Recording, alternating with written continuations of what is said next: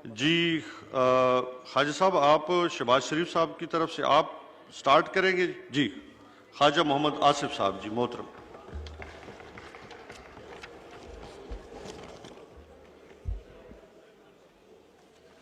शुक्रिया जनाब चेयरमैन। मैं लीडर ऑफ अपोजिशन आज तशरीफ़ नहीं रखते। जी, order in the house please. जी, ऑनरेबल मेंबरान से गुजारिश है कि अपनी अपनी सीटों पर तशरीफ रखें। जी, तो मेरे नातवा कंधों पे ये जिम्मेदारी आई है कि मैं प्रेसिडेंशियल एड्रेस पे जनाब चेयरमैन, आज से कुछ 5-6 रोज़ कबल मैंने एक मुख्तसरन तकरीर की थी, को 9-10 मिनट की। तो मेरे भाई हैं नूर आलम साहब, उन्होंने कहा कि लगता है तुम्हारा सॉफ्टवेयर अपडेट हो गया है।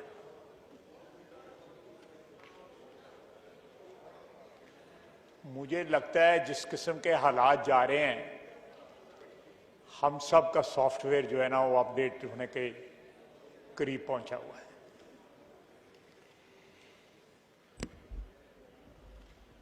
मैं आज से तकरीबन 10-12 दिन पहले इस हाउस के एक बड़ी तादाद अराकीन की जो है उनको ब्रीफिंग दी गई।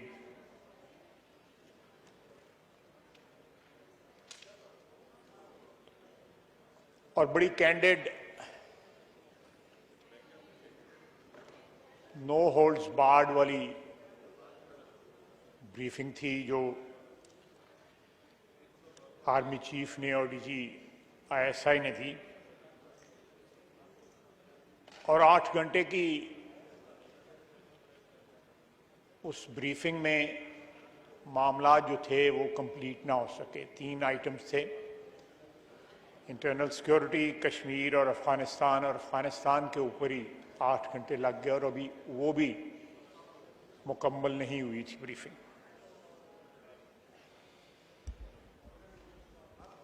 जनाब वाला, कोई भी मुल्क जो है खुसूसन अपने खित्ते में, अपने हमसाये में जो सूरत हाल डेवलप हो रही हो, उससे order in the house please. जी, ऑनरेबल मेंबरान से गुजारिश है कि आप तशरीफ रखें। जी, अपनी उस सूरत हाल से हम पाकिस्तानी जो हैं, चाहे वो हुकूमत है, हुक्मरान अशराफिया है या आम आदमी है, ला ताल्लुक नहीं रह सकता।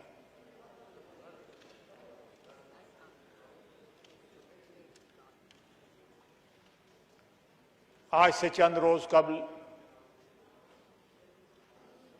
अमेरिकन रात के अंधेरे में अफगानिस्तान में $2 ट्रिलियन खर्च करके 3500 फौजी जो है नेटो के मरवा के वहां से चले गए।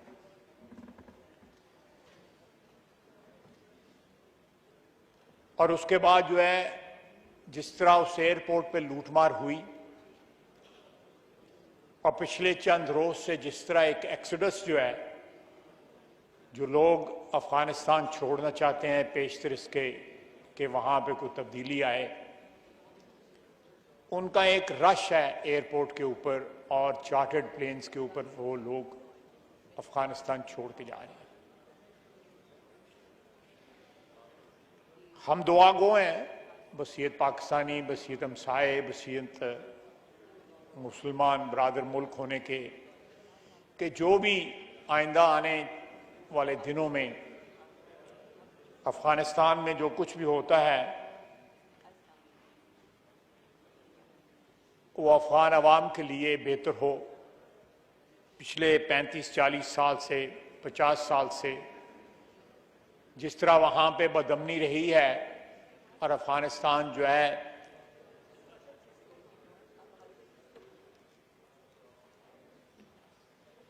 नेटो का, उससे पहले रशियन सोवियत यूनियन की मुदाखलत की वजह से एक जंग का अखाड़ा बना हुआ था। हम दुआगो हैं कि वहाँ पे जो भी तब्दीली आए वो अफगानिस्तान के अवाम के लिए बेहतर हो, वहाँ पे अमन कायम हो, वहाँ पे खुशहाली हो और आखिरकार वहाँ पे एक ऐसी हुकूमत हो जो ना सिर्फ अफगानिस्तान के लिए बल्कि सबसे पहले अफगानिस्तान के लिए, बाद में बाकी खित्ते के लिए भी एक अच्छी हुकूमत जो है साबित हो। लेकिन जनाब चेयरमैन, जहां पे ये सारे खित्ते के लिए, सारी दुनिया के लम्हा फिक्रिया है, हमें पाकिस्तानियों को जो इस जंग में तकरीबन डायरेक्टली इन्वॉल्व रहे हैं 70 की दहाई से, हमें भी ये गौर करना पड़ेगा कि जो फैसले हमने माजी में किए स्ट्रेटेजिक डेप्थ के लिए, वो फैसले दुरुस्त साबित हुए हैं या सही साबित हुए हैं। हालात और वाकयात ने यह साबित किया है कि वो फैसले गलत थे। उस दिन यहां पे उस ब्रीफिंग के दौरान शाहिद अब्बासी साहब ने बड़ी खूबसूरत बात की। उन्होंने मोहसिन दावड़ की तरफ इशारा करके कहा कि ये लोग हमारी स्ट्रेटेजिक डेप्थ है, बजाय इसके कि हम अपनी सरहद के उस पार स्ट्रेटेजिक डेप्थ ढूंढें। हम ये जो हमारे भाई हैं, जो पाकिस्तानी हैं, हमारे इस जमीन पे इनका उतना ही हक है जितना मेरा और आपका हक है। इनको गले लगाएं, इनको जिम्मेदार बनाएं स्ट्रेटेजिक डेप्थ का। अगर वहां पे कोई एलिनेशन है तो उस एलिनेशन को दूर करें। ये सारे हालात जो इस वक्त अनफोल्ड हो रहे हैं हमारे हमसाया में, वो इस बात को और ज्यादा इंपॉर्टेंट कर देते हैं कि हमारे सरहद के साथ बसने वाले पाकिस्तानी जो है वो मेन स्ट्रीम पाकिस्तानी कौम का प्रोसेस का जो है हिस्सा हो। जनाब वाला, जिस तरह अल्लाह माफ करे अब फिर कोविड का पिछले 3-4 दिन से शोर मचा हुआ है। वो कहते हैं कि कोविड अगर किसी शख्स को पहले ही कोई इमराज हो, चाहे डायबिटीज हो, ब्लड प्रेशर हो, हार्ट का पेशेंट हो, तो अगर उनको कोविड हो तो उनके चल बसने के चांसेस ज्यादा होते हैं। इसी तरह हमारे मुल्क के अंदर इस वक्त खुदा न खास्ता अगर हालात खराब होते हैं तो जिस किस्म की फॉल्ट लाइंस हमारे मुल्क में हैं इस वक्त,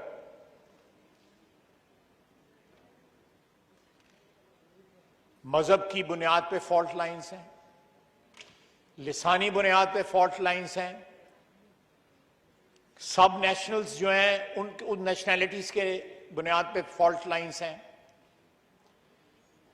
आप तमाम सूबों में देख लें, आपको एक फ्रैक्चर्ड सोसाइटी जो है वो नजर आएगी। इस सूरत हाल में जब आपकी सोसाइटी में इतनी जो है वो निफाक हो, इतनी फॉल्ट लाइंस हो, मल्टीपल फॉल्ट लाइंस हो, तो खुदा न खास्ता अगर बाहर से कोई क्राइसिस हमारे सर पे आन पड़ी तो हम किस तरह उनका मुकाबला करेंगे। ये सूरत हाल जो डेवलप हो रही है, ये एक मुतहिद कौम ही इसका मुकाबला कर सकती है, जिसमें पंजाबी भी खुश हो, जिसमें बलोची भी खुश हो, सिंधी भी खुश हो, पश्तून भी खुश हो। वो एक इकाई का हिस्सा हो तो फिर तो हम मुकाबला कर सकेंगे, नहीं तो ये क्राइसिस जो डेवलप हो रही है जिसका हमें कतई तौर पे इस वक्त एहसास नहीं है। मैं उस ब्रीफिंग में मौजूद था। जिस तरह फ्रैंकली मैं मशकूर हूं उनका, ब्रीफिंग देने जो टीम आई थी, और जिस तरह आर्मी चीफ ने और डीजीआई ने जो है तफसील से बातें बताई,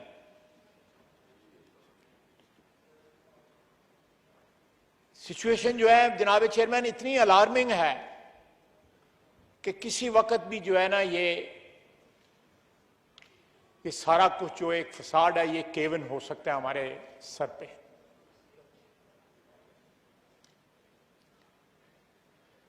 तो जिस घर के अंदर इतना नफाक हो, यूनिटी ना हो, जहां आइन जो है वो उसकी कोई तकरीम ना हो, किसी भी रियासत को चलाने के लिए आइन का एहतराम जो है या किसी भी सिस्टम को चलाने के लिए आइन का एहतराम जो है वो बहुत जरूरी है हमारी एग्जिस्टेंस के लिए।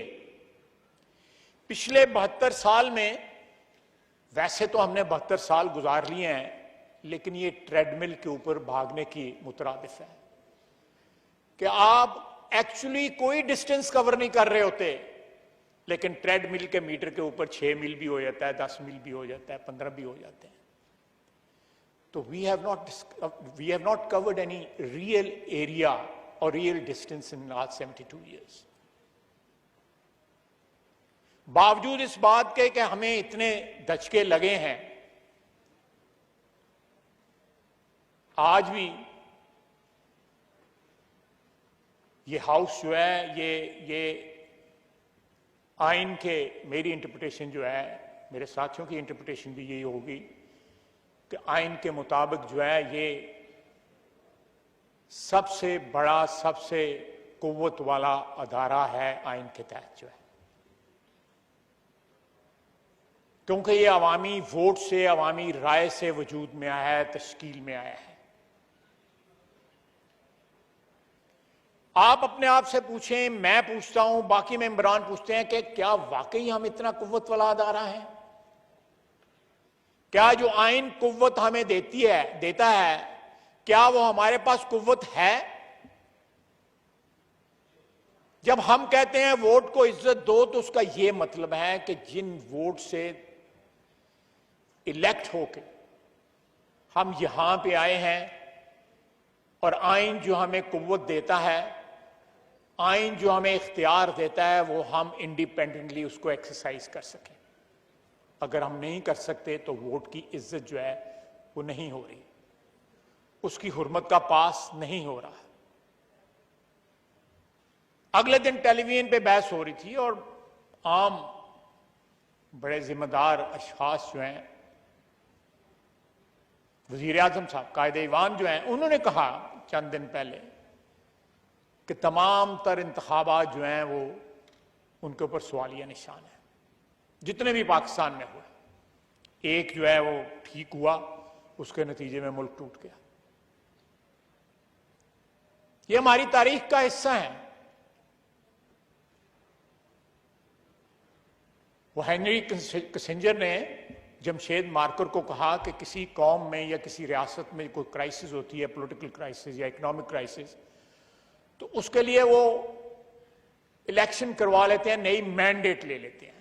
तुम्हारे मुल्क में जब भी इलेक्शन होते हैं उससे क्राइसिस पैदा होती है, क्राइसिस हल नहीं होती बल्कि क्राइसिस पैदा हो जाती है।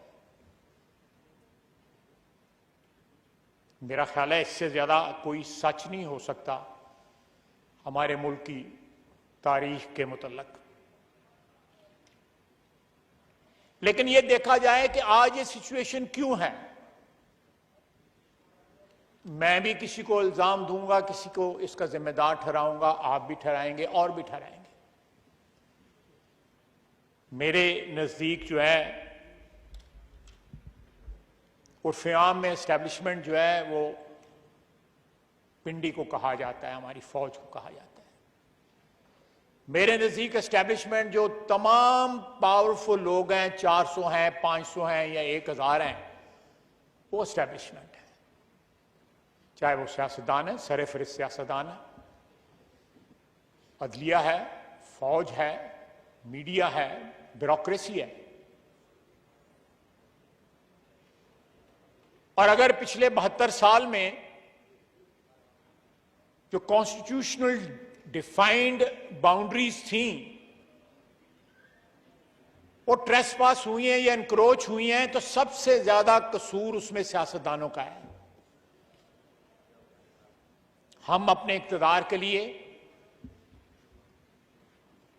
दाएं बाएं जो है 1950 की दहाई के अवाइल से देख रहे हैं।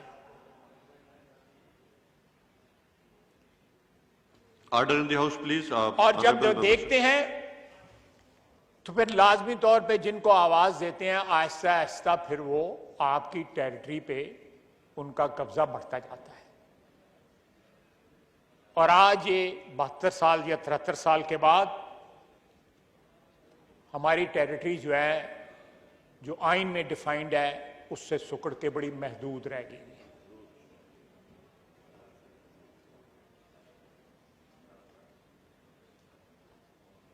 इसका सवाल जो है या इसका जवाब लेने के लिए हमें कहीं और जाने की जरूरत नहीं, अपने गिरेबान में देखने की जरूरत है कि मुख्तलिफ अदवार में पिछली 7 दहाइयों में सियासतदानों ने किस तरह अपनी टेरिटरी जो है नेगोशिएट की अपने इक्तदार के लिए, एस्टेब्लिशमेंट के साथ, जो भी एस्टेब्लिशमेंट आप कह लें उसको, अपने इक्तदार के लिए, अपने जाती इक्तदार के लिए, पार्टी के इक्तदार के लिए, अपने ग्रोही इक्तदार के लिए किस तरह नेगोशिएट की या किस तरह सरेंडर की।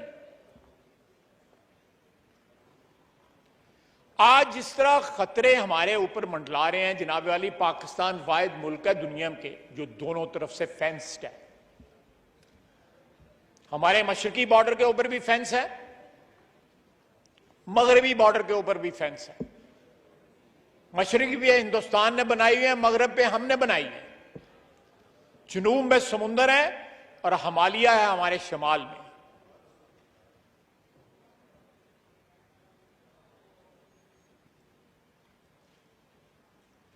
और उसको इन हालात में अगर हम इसी तरह मुल्क चलाते रहे और इसी तरह हमारी कौमी सेहत जो है वो फ्रेजाइल रही, तो खुदा न खास्ता अगर तब्दीली जो है वो मनफी, अफगानिस्तान में तब्दीली जो है को मनफी असरात मुरतब करती है हमारे ऊपर, तो अल्लाह ना करे, हो सकता है हम उसको बर्दाश्त उन असरात को ना कर सके। जिस तरह मैंने आगे जो है पहले जो है कोविड-19 की जो है ना मैं मिसाल दी है कि हम उस बीमारी को या उस वबा को या जो खतरा है, उस जो लाहक है इस वक्त सारा कुछ सब अच्छे की आवाज है, लेकिन जो अनफॉर्चुनेट सिचुएशन अनफोल्ड हो रही है इस वक्त अफगानिस्तान में, फैसले अफगानी अवाम करेगी, हम नहीं करेंगे उसके लिए। माजी में हमने उनके लिए फैसले करने की कोशिश की, बैनुल अक़वामी जो ताकतें हैं उन्होंने उनके लिए फैसले करने की कोशिश की, लेकिन तमाम तर तजर्बात जो है पिछली 4 दहाइयों में वो नाकाम साबित हुए। चाहे वो सोवियत यूनियन का था, उसके बाद जो 90 की दहाई में हुआ, उसके बाद 9/11 के बाद जो कुछ हुआ, और जो इस पिछली जो दहाई गुजरी है उसमें जो कुछ हुआ, जनाब वाला, ये तारीख का सबसे बड़ा सबक है। $2 ट्रिलियन जो है अमेरिका ने लगाया है। जितनी भी इंटरवेंशंस की हैं इस इलाके में उन्होंने, वो नाकाम साबित हुए हैं। इराक ले लें, सीरिया ले लें, लीबिया ले लें, मुल्क तबाह हो गए, रियासतें तबाह हो गई। नेस्तो नाबूद हो गई, लेकिन जो मिशन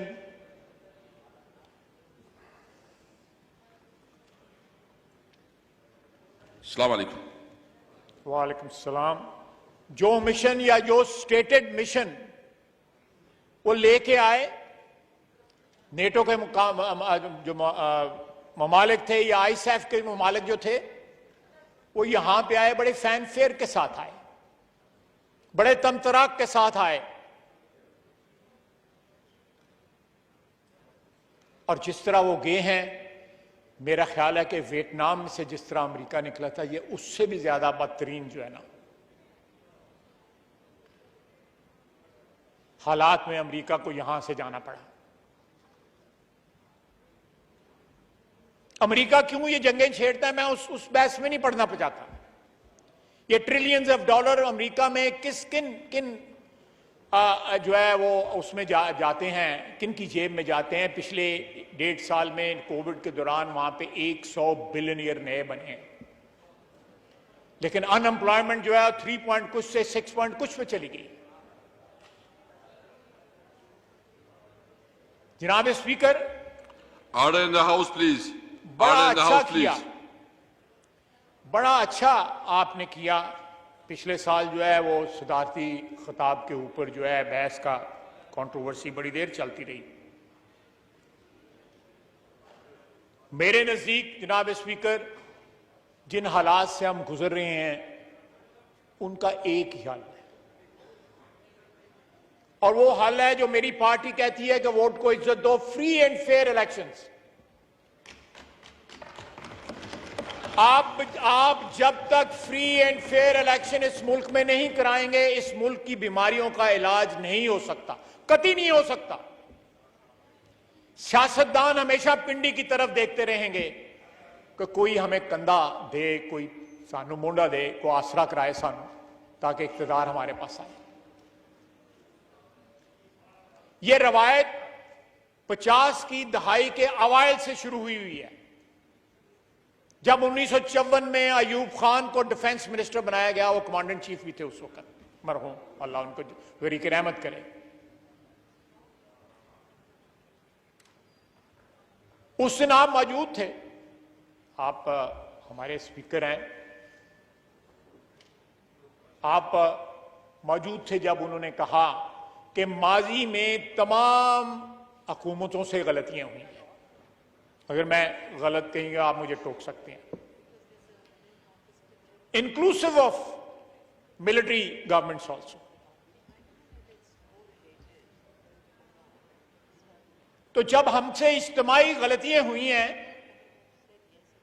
तमाम फ्री कैन जो हैं, तमाम कंपोनेंट्स जो हैं इस पावर स्ट्रक्चर के, उन तमाम से गलतियां हुई हैं, तो आइए अवाम के पास जाएं, उनसे एक साफ और शफाफ मैंडेट लें और उस मैंडेट का एहतराम करें। आइन की जो हदूद और कयूद हैं, जो डिफाइंड हैं, उसमें उनका एहतराम करें। जो टेरिटरी इंक्रोच हुई है, वो टेरिटरी वापस जाए उन तमाम अदारों को या उन तमाम इंस्टीट्यूशंस को जिनको वो बिलोंग करती है वो टेरिटरी। जनाब स्पीकर, इस हाउस के कस्टोडियन की हैसियत से आप पे भी ये जिम्मेदारी आयद होती है कि आप भी इस हाउस को एम्पावर करने के प्रोसेस में अपना किरदार अदा करें। और हम जो मेंबरान हैं इस हाउस के, बिला तफरीक के किस पार्टी से हमारा तल्लक है, हम भी अपने जाती और ग्रोही मफादात से बालातर होके इस हाउस को, जो पाकिस्तान की 22 करोड़ आवाम की ख्वाहिशात का मजर है, उसको इन द ट्रू सेंस जो है, रिफ्लेक्शन जो है पाकिस्तान की आवाम की जो एस्पिरेशंस है वो बनाएं। ये पावर गेम जो है पाकिस्तान के 22 करोड़ आवाम को एक्सक्लूड करके आप नहीं खेल सकते, आप नहीं खेल सकते। जब तक पाकिस्तान के 22 करोड़ अवाम इस पावर गेम में शामिल नहीं होंगे, जो एक्चुअली ताकत का सरचश्मा है, मैं आज अपने हल्के के अवाम के वोटों की वजह से यहां पे हूं, आप भी अपने हल्के के अवाम के वोटों के। लेकिन क्या ये पावर गेम्स जो पिछले 70 साल से यहां पे 72 साल से खेली जा रही हैं, उनमें अवाम का कुछ बेहतरी हुई है? नहीं। अवाम के हालात जो हैं वो दिन ब दिन दिगरगू हो रही हैं। महंगाई आसमान से बातें कर रही है। अगर कहीं पे कुछ चंद इंडिकेटर्स जो हैं वो बेहतर हुए हैं तो उनका फायदा आम आदमी को नहीं पहुंचा, ना पहुंच रहा है।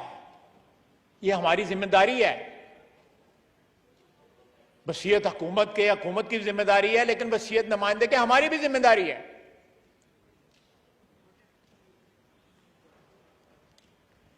जनाब स्पीकर, हम बात करते हैं सुप्रीमेसी सिविलियन रूल की। ये अल्टीमेट ड्रीम है हमारी किसी भी सियासी वर्कर की कि सिविलियन सुप्रीमेसी जो है वो एस्टैब्लिश हो, और फिर सिविलियन सुप्रीमेसी की भी जो आसान अल्फाज में जो उसका तर्जमा है वो वोट को इज्जत दो है कि आप वोट की उस पर्ची का एहतराम करें, उसकी हुर्मत की हिफाजत करें। वो जिस शख्स को या जिस पार्टी को पड़ा है उसी के लिए ट्रांसलेट हो, तो फिर तो वोट को इज्जत है। सिविलियन सुप्रीमेसी ऑटोमेटिकली एस्टैब्लिश हो जाती है, कोई एफर्ट की जरूरत नहीं है। लेकिन जहां पे तमाम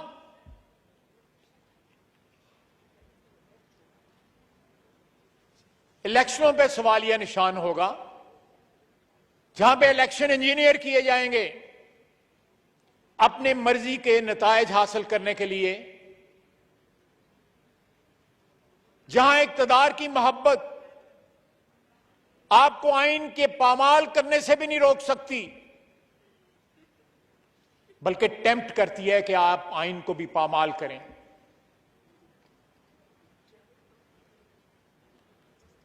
जनाब वाला, ये जनाब स्पीकर, ये हम लोगों की जिम्मेदारी है,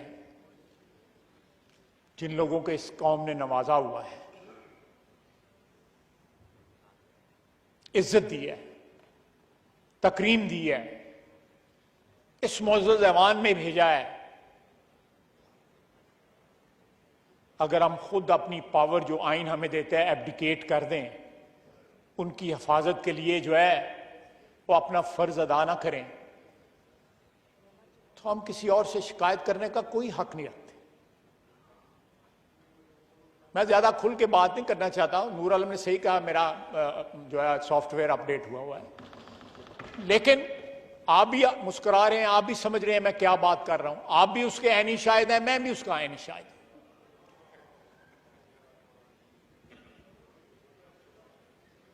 जनाब स्पीकर, इट्स हाई टाइम। मैं सोचता हूं, मैं उम्र के उस हिस्से में हूं जहां पे टाइम जो है वो इतना आपके डिस्पोजल पे नहीं होता। मेरी 72 साल उम्र है, अगले महीने में 72 साल का हो जाऊंगा। इस ऐवान में मुझे आए हुए 32 साल हो गए हैं। मुझे जितनी इज्जत जो है इस ऐवान ने दी है, या वोट की इज्जत ने जितनी मेरी इज्जत में इजाफा किया है, मैं कभी सोच भी नहीं सकता था। लेकिन एक ख्वाहिश है कि पिछले 30 साल में जो भी इस ऐवान में हुआ, कई दफा मैं भी उसका हिस्सा होता था। पीपल्स पार्टी में और हमारे में जो एकबरनी 90 की दहाई में रही, जिस तरह दस्तो गरीबान हम रहे, हम उसका हिस्सा थे, मैं भी उसका हिस्सा था।